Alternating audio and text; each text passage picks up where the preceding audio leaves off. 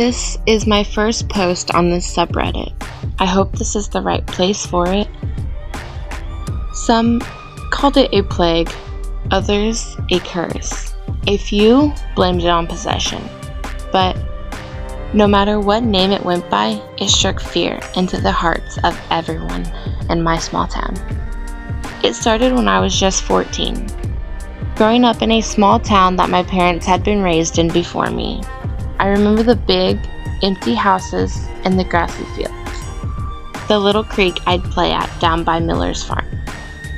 I also remember my best friend Dahlia.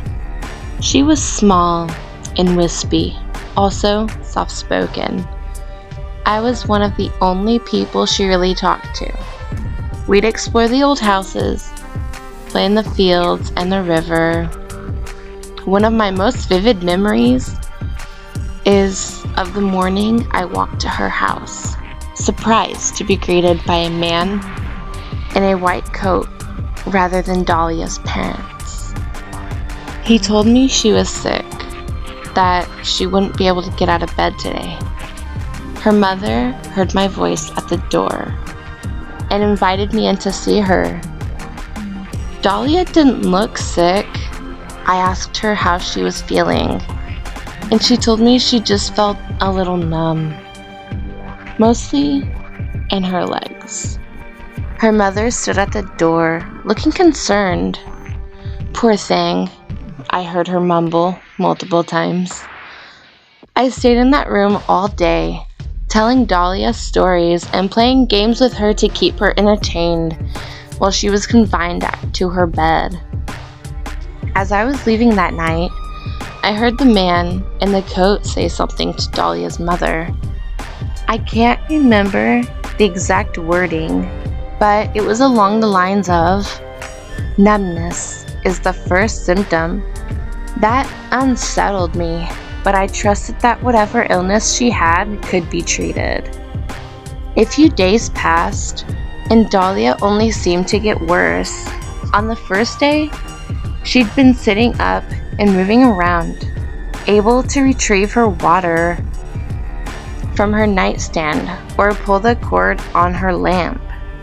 Now, she told me her limbs felt too heavy to do those things, and she asked me to help her with them. Of course, I didn't mind.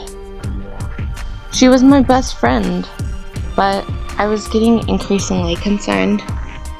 A week had passed, and she continued to get weaker. One day, I remember visiting her, only to be confused, as she refused to look at me.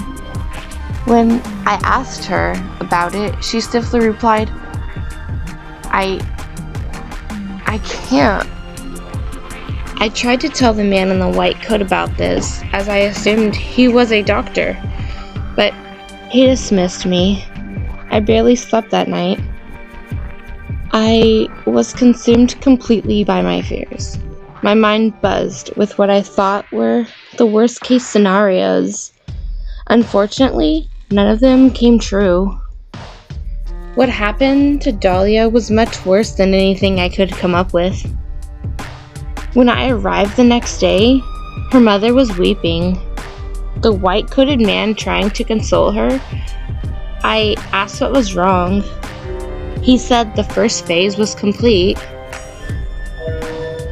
Distraught, I ran into Dahlia's room to check on her.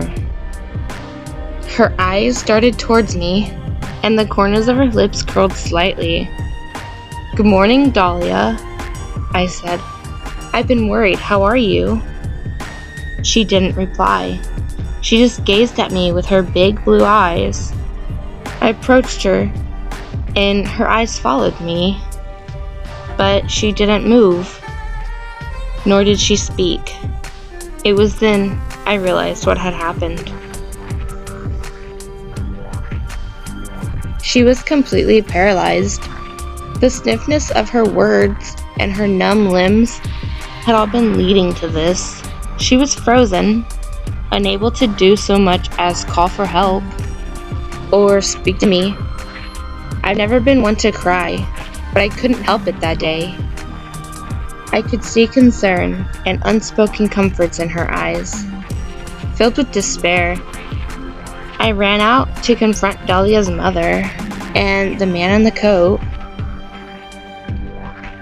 "Why didn't you help her?" I shouted at them.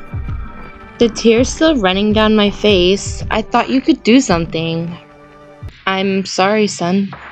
We tried everything, but we don't think she's going to recover." After all these years, those words are still clear in my mind. I've only seen this once before, and this is just the first stage. A physical stiffness, then paralysis. Next, the affected becomes emotionally numb, then eternally. I was heartbroken. My best friend would be gone in a matter of days. After hearing the news, I ran home to my brother. He'd known Dahlia, but was far from as close to her as I was. Though, in those next few days, he came with me to see her. He comforted me as the lights faded from her eyes, held me when her heart stopped beating. As long as I live, I know I'll never be able to forget the immediate dread that fell upon me when I went to check for her pulse that was no longer there. My brother told Dahlia's mother, and the three of us mourned the loss of this sweet girl who'd had so much to live for. The doctor didn't mourn with us. He had to rush home. "I'm feeling a little odd," was all he said before taking off. The day after Dahlia's funeral, as I read the weekly newspaper with tired eyes, I saw a small memorial on the last page. Not for Dahlia, but for the doctor. It said he'd been killed by a mysterious disease, causing paralysis. I showed my brother and Dahlia's mother, and we immediately were afraid that we'd caught whatever she had. Strangely enough, none of our names appeared in the obituaries during the string of deaths that plagued our town in the days before or after Dahlia's. They were all loosely connected. The miller's daughter was one, the young newspaper boy another. As soon as we had enough money pooled together, my family and Dahlia's moved as far away from the town as possible. 10 years later, we've never seen another record of that disease, much less heard about it in the media. Our town was covered up as if it didn't exist anymore. I'm writing this in the hopes of finding someone who can explain what caused this awful plague and why it had to take away sweet Dahlia. I still see the pleading look in her eyes as she gazed at me from her bed when I try to sleep. I still see the emptiness that replaced it in the days that followed. And I see the doctor injecting her with the strange syringe from my vantage point inside her closet. I heard his laugh, saw his devilish smile, heard his phone calls to a mysterious partner discussing their next target. And lastly, I remember the look on his face as I injected him with his own murder weapon the day Dahlia died. I heard his cursing, watched his hasty depart, and smiled at his obituary.